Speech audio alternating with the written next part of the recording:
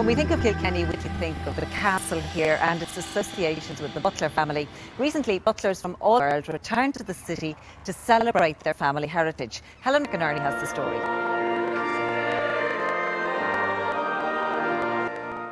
They came from all over the world to celebrate Butler heritage. American butlers, Australian butlers, European butlers and Irish butlers all gathered in St Canice's Cathedral in Kilkenny as part of the celebrations for the 5th Butler Rally.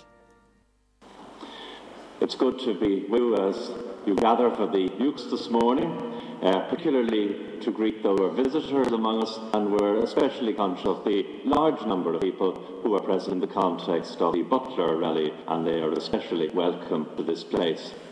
And then it was on to Kilkenny Castle, the most impressive example of a Butler residence in Ireland. This year, as Kilkenny celebrates 400 years as a city, the name Butler, so synonymous with Kilkenny down through the centuries, once again returns to the castle. But not all of the butlers in attendance originated in Ireland. Some of those who came were from the European branch. For one butler couple, the trip was of great significance. They both travelled to Kilkenny 42 years ago for the first Butler Rally. Jacques came from France with his sister. I came from Germany with my brother. We didn't know each other. We didn't know that there were French butlers.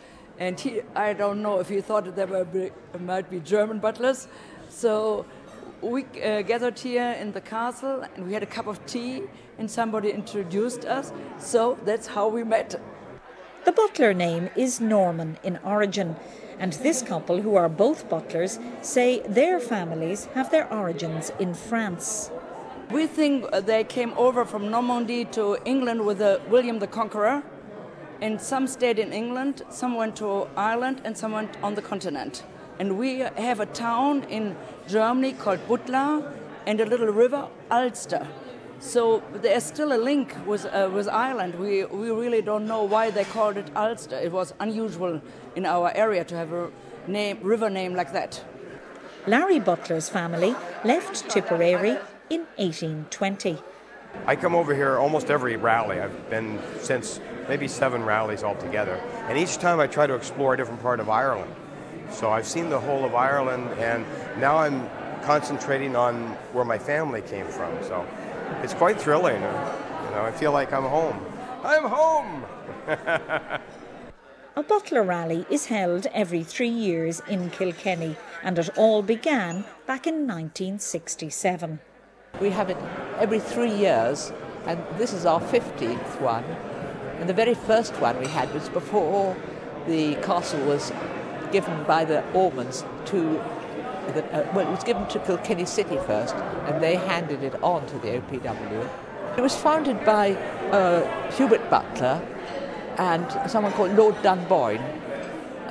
Lord Dunboyne was very interested in genealogy, and Hubert Butler sort of made more like the essayist, I don't know if you know. And they thought it would be great to get all different nations, people together, butlers.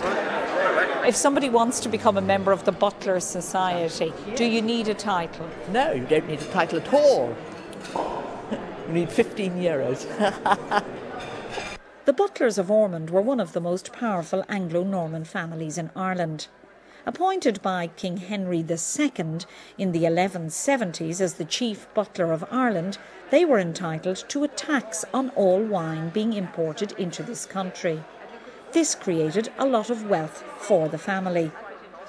They owned extensive tracts of land in Munster and Leinster, including Cahir Castle, Ormond Castle in Carrick-on-Suir and Napogue Castle in County Clare.